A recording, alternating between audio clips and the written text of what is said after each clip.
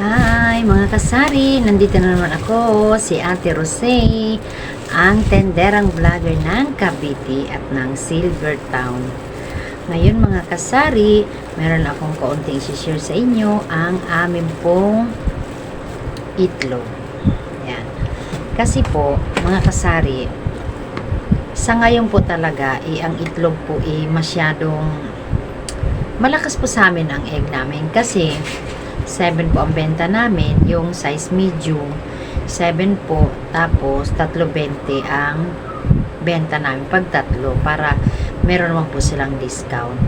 Ngayon po, dahil sa tumaas ang egg, medium pa rin ang aming benta, yun nga lang po, naging 8 na siya kasi ang mahal na po talaga ng itlog. Halos kaunti na lang po talaga, as in kaunti na lang po ang tinutubo po namin. Kaya kahapon ng hapon, today is September 19, o kahapon kumuha po si Kuya Nonong ng itlog 10 tray na kasi bagong baba.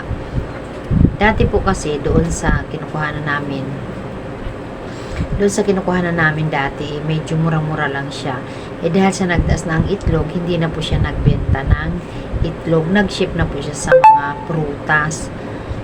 Kaya si mister ko naghahanap ng makukuhanan ng panibagong supplier ng egg na hindi naman ganun ka mahal, na kaya pa rin ibenta ng medyo hindi naman ganun kamahal, na afford naman ng tao. Kasi syempre tayong mga naghahanap ng murang bilihin. Si mister ko naman naghahanap ng murang supplier para mura din namin maibenta ang itlog, kasi kawawa na rin po yung bibili kung masyado nating mamahalan yung egg. Yun na nga lang po ang madali-dali nating iluto, kasi mantika lang 5 piso tapos 2 egg, diba makakaulam na sila.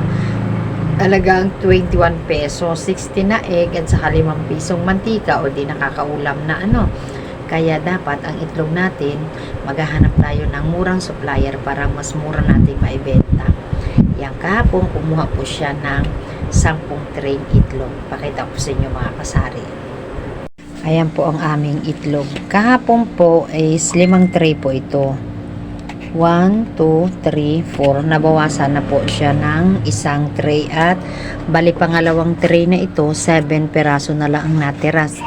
Pangalawang tray ito, 3, 4, 5. Tapos, ito naman din po yung 5 tray. 1, 2, 3, 4, 5. Yan, hindi po pa nga nakakalas yung tali kasi marami pa naman doon sa taas. Saka tinatakpan ko yan ng isa, baka mahulugan ng kung ano-ano, kasi nandito po yan sa tabi ng bigas, sa tabi ng timbangan.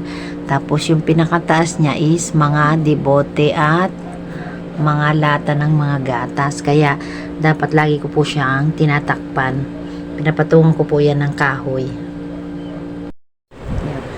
Yun yung aming itlog, 10 tray po yun, nabawasan na po siya ng mahigit sa kulang-kulang 2 tray na po ang nabawas.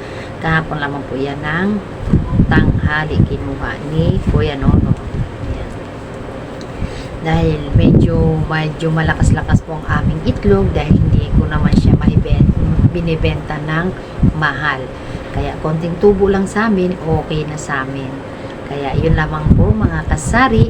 Tapos nag-chat po ang aming ahente ng soft drinks na parang nagbabadya po yatang tumaas ang mismo. Kaya hindi ko po alam kung lahat ng brand, kung lahat ng ng mismo, kung ang Sprite, Coke, Royal siguro, dahil ang sabi mismo na soft drinks. Kaya hindi natin masabi kung mga magkano na sa darating na mga araw, sa mga darating na linggo, kung magkano na ang mismo. Kasi ang benta ko po sa mismo ay fortune nga isa po.